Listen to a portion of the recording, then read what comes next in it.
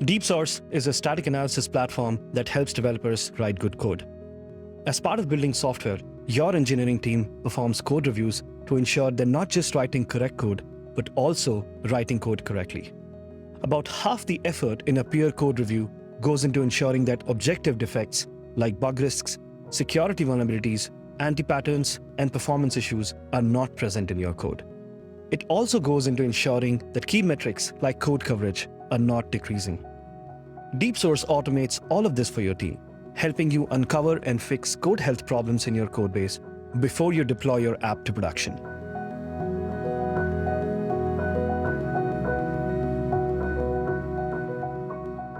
In this video, I'll give you a walkthrough of how developers use DeepSource every day to find and fix code quality and security issues in their pull requests, and how team leads use DeepSource to keep a tab on the entire team's codebase, so they can take action to improve the code health proactively.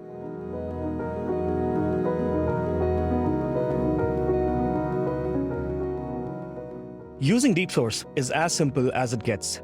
There's very minimal configuration involved, and you can hit the ground running in less than 2 minutes. To get started, go to deepsource.io/signup.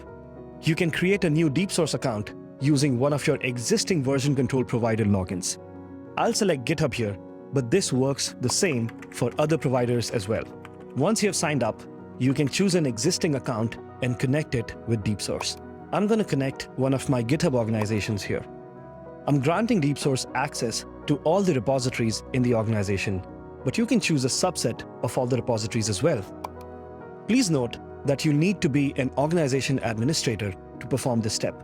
If you're not an administrator, this step will trigger a permission workflow with the administrator of your GitHub organization. Once the organization is connected, you'll see that all the repositories have been imported to DeepSource. You can go ahead and invite your colleagues to your team using either their email addresses or asking them to use the sign up link.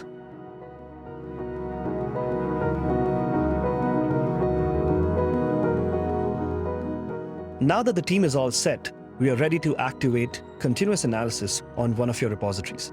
Click on the Activate New Repositories button on the sidebar and search for a repository to begin. If you can't find a repository that you're looking for, make sure that you've granted DeepSource access to it. DeepSource automatically detects which analyzers are the most relevant for your repository based on its composition. A DeepSource analyzer detects problems in your source code. We have programming language analyzers like Python, Go, JavaScript, Rust, Java, and so on. We have infrastructure as code analyzers like Terraform, Docker, and Ansible. We also have utility analyzers like the secrets analyzer that detects hard-coded credentials in your code, or the test coverage analyzer that helps you track your code's test coverage. Once you have selected the analyzers you want, DeepSource will generate a .deepsource.toml file that serves as the analysis configuration's source of truth. Remember that I said you need minimal configuration? Well, DeepSource just requires this file to be present in your repository's root. Based on your repository's branch permissions, you can directly commit this file to your default branch from DeepSource. Create a pull request that you can merge from GitHub, or manually create this file in your repository's root. Once the file has been committed to the default branch, the analysis will begin. The initial analysis will run across your entire repository and analyze all the files, so it can take a few minutes depending on how big your repository is.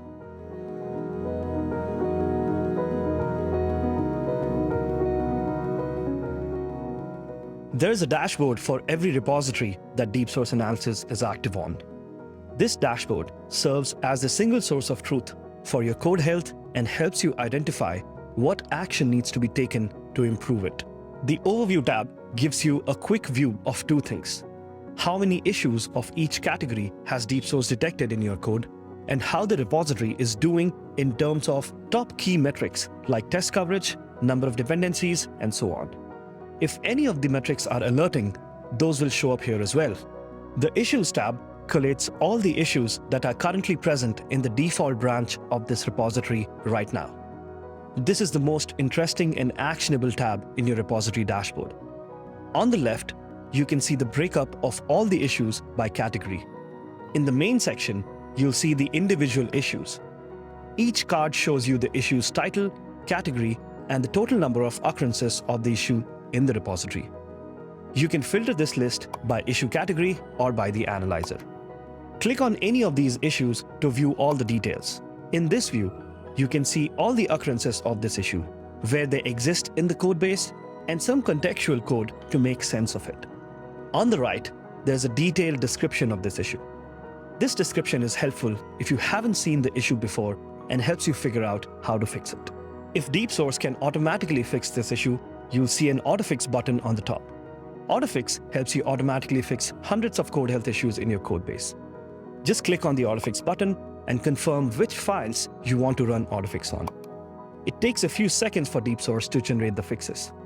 Once you have verified all the fixes, just click on the Create Pull Request button, and DeepSource will create a pull request with fixes for this issue on your GitHub repository automatically. Once again, I'm using GitHub as an example here, but all these features work the same on other version control providers.